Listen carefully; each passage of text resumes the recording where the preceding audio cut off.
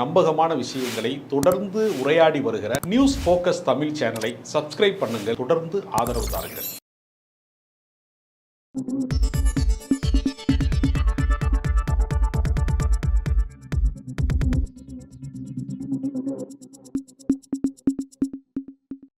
வணக்கம் சார். வணக்கம்.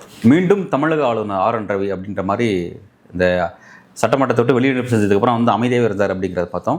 தொடர்ச்சியாக திமுக தான் அவருக்கு எதிரான கருத்துக்கள் சொல்லிட்டு இருந்தாங்க. மீண்டும் அவர் லைம் லைட்டுக்கு வராரு.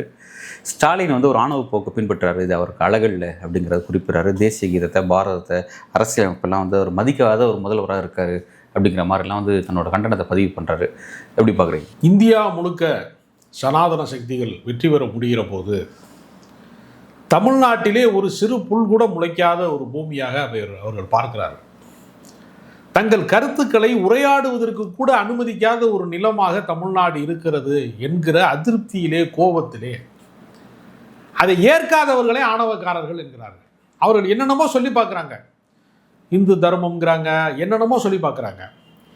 பீகார்லேருந்து ஒரு ஆள் புறப்பட்டு நம்ம ஊர் வள்ளலாரை பற்றி நமக்கே சொல்லிக் கொடுக்கறதுக்கு பாருங்க. இதெல்லாம் பயங்கரமான ஒரு வேடிக்கை. நான் இங்கேருந்து புறப்பட்டு நீங்களாம் நானாக புறப்பட்டு பீகாரில் போய் அந்த ஊர் இலக்கியத்தை பற்றி, அந்த ஊரில் இலக்கியம் இருக்கான்னு தெரியல, அந்த ஊர் இலக்கியத்தை பற்றி, அந்த மாநிலத்தின் தலைவர்கள் குறித்து நம்ம பாடம் எடுத்தோம்னா அது எவ்வளவு அபத்தமாக இருக்குமோ, அதை எந்த கூச்சமும் இல்லாமல், வெக்கம் இல்லாமல், மானமே இல்லாமல் ஒரு நாட்டில் ஒரு மாநிலத்தில் தமிழர்களினுடைய வரிப்பணத்தில் வாழ்ந்து கொண்டிருக்கக்கூடிய ஒரு பதவி, ஒரு அலங்கார பதவி. அது ஒன்றும் பெரிய ஆளுமை மிக்க பதவியும் கிடையாது. பிரிட்டிஷ்காரன் கங்காணி வேலை பார்க்கறதுக்காக அந்த காலகட்டத்தில் அவன் லண்டனில் உட்காந்து ஆட்சி செஞ்சான். இந்த ஊரில் என்ன நடக்குதுன்னு அவனுக்கு தெரியாது. இங்கே என்ன மாதிரியான நடவடிக்கைகள் நடக்குது, கிழக்கிந்திய கம்பெனியினுடைய ஆட்சி தொடருமா தொடராதா, கப்பம் கட்டுவாங்களா கட்ட மாட்டாங்களா அப்படிங்கிறத கண்காணிக்கிறதுக்கு, இன்ஃபர்மேஷன் அனுப்புறதுக்கு தான் ஒரு ஆளை போட்டிருக்காங்க. இன்றைக்கி எல்லா தகவல்களுமே ஒவ்வொரு வினாடியும் ஃப்ளாஷ் நியூஸ் மாதிரி வருது. தகவல் இன்றைக்கு பரிமாற்றம் என்பது ஒரு தடையான காலத்தில் நம்ம இல்லை. பிரிட்டிஷ்காரன் காலத்தில் வச்சுருந்த ஒரு முறையை கொண்டு இன்னும் மாற்றமே செய்யாமல் நம்ம ஊர்லேயே அதை நடைமுறையில் வச்சுருக்கோம் பல மாநிலங்களில் ஆளுநர் பதவியை. ஆனால் வேடிக்கை என்னென்னா, அந்த பிரிட்டிஷ்காரனை பற்றி தப்பாக பேசுகிறது, தன்னுடைய அதாவது நுனிமரத்தில் ஏறிட்டு அடிமரத்தை வெட்டுறதும்பாங்க சில முட்டாள்கள் அதை செய்வாங்க. அது மாதிரி அவர்களால் உருவாக்கப்பட்ட கல்வி, அதில் படித்து அதில் அதிகார வர்க்கமாக மாறி அந்த பதவியிலே உட்கார்ந்துக்கிட்டு அதுக்கு எதிராகவே பேசுறது. வள்ளலார் சனாதனத்தை தான் சொன்னார் அப்படிங்கிறத. வள்ளலாரை பற்றி நாங்கள் ஏதாவது கேட்டோமா உன்கிட்ட? நீ தமிழ் அறிஞரா? நீ உன்னால் தமிழில் தொடர்ந்து பேச முடியுமா? உனக்கு புரியுமா? இன்ப தேன் பாயுது காதுக்குள்ளேன்னு பாரதியார் பாட்டு எழுதுறாரு. இஎன்டி டாக்டர்கிட்ட போய் கேட்டால் என்ன சொல்லுவான்? காதுக்குள்ள எதுக்குடா தேனை ஊத்துறீங்க, காது கெட்டு போயிருந்துன்னு சொல்லுவான். அப்போ தேன் என்பது அந்த இடத்துல தேன் கிடையாது, தேன் போன்ற சொற்கள் இனிமையானது அப்படிங்கிறத நாங்கள் எமோஷனல் ஒரு போயமில் எழுதுறது எப்படிங்கிறத நாங்கள் புரிஞ்சுக்கிடுவோம். நீ டிரான்ஸ்லேஷன் பண்ணால் கூட உன்னால் புரிய முடியுமா? என்ன தெரியும்? நான் என்ன கேட்குறேன்னா, ஏதாவது ஒரு அடிப்படை அறிவோடு உரையாடணும். நீ பைத்தியக்காரனா நடிக்கிறியா, நீ தூங்குறது மாதிரி நடிக்கிறியா அப்படின்னு கேட்கறது மாதிரி எதுவுமே தெரியாமல் நமக்கு பாடம் சொல்கிறது இங்கே அப்படி இருக்கு. நான் என்ன சொல்கிறேன்னா, நம்ம சும்மா சாதாரணமாக போய் ஒரு மழலையர் பள்ளி, ஒரு நர்சரி ஸ்கூலு, பிரைமரி ஸ்கூலில் போய் ஒரு எல்கேஜி படிக்கிற பாப்பாட்ட போய் உங்கள் ஸ்கூலில் எப்படி ப்ரோக்ராம் நடக்கும் அப்படின்னு கேட்டால் அந்த எல்கேஜி பாப்பா சொல்லும், தமிழ் தாய் வாழ்த்து பாட்டு பாடி தான் நிகழ்ச்சி தொடங்கும், தேசிய கீதம் பாடி தான் ஸ்கூலு முடியும்.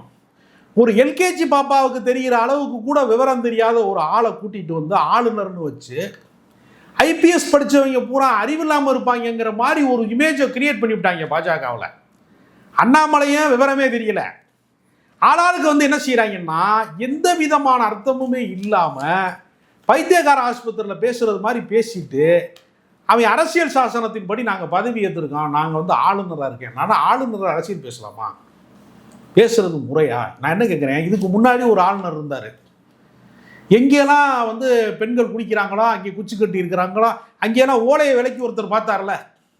பாலியல் சார்ந்த குற்றச்சாட்டுக்கு ரொம்ப பாப்புலரான பாஜகவின் ஆளுநர்கள் எல்லா மாநிலங்களையும் நிறைந்திருக்கிறார்கள்.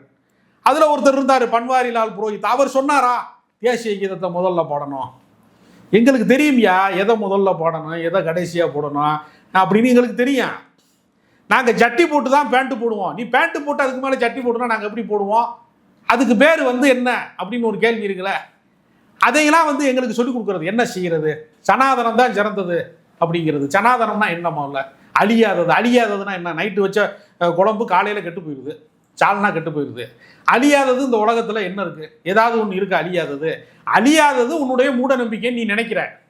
மூட நம்பிக்கைக்கு பேர் எப்படி சனாதனம்னு சொல்கிற? அழியாது. அது எப்படி அழியாது? கொஞ்சம் பேர் முட்டாளாகவே இருப்பாங்க எல்லா காலத்துலையும்.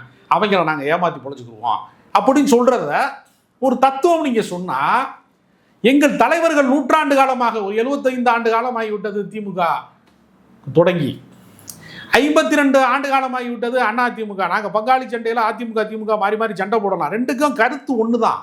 2 பேருக்குமே சமூக நீதி, இடஒதுக்கீடு, எல்லா கோட்பாடும் ஒன்று தான். இன்றைக்கு எடப்பாடி தலைமைக்கு பின்பு ஒரு பின்னடைவு இருக்கலாம். அதுக்காக அந்த கட்சி அண்ணாவுக்கு சம்பந்தம் இல்லாத ஒரு கட்சி, அது திராவிட கட்சியே கிடையாது அப்படின்னு விமர்சனங்களை வைக்கலாம் திமுக தரப்புல. ஆனால் யதார்த்தம் என்ன? அவர்கள் எல்லாமே ஒரே ஒரு இடத்துல, அதாவது ஒரு குடியில் 2 மலர்கள் தான். அது யாரும் மறுக்க முடியாது. அது வரலாற்றில் ஒரு இடத்துல அது உருவாகுது.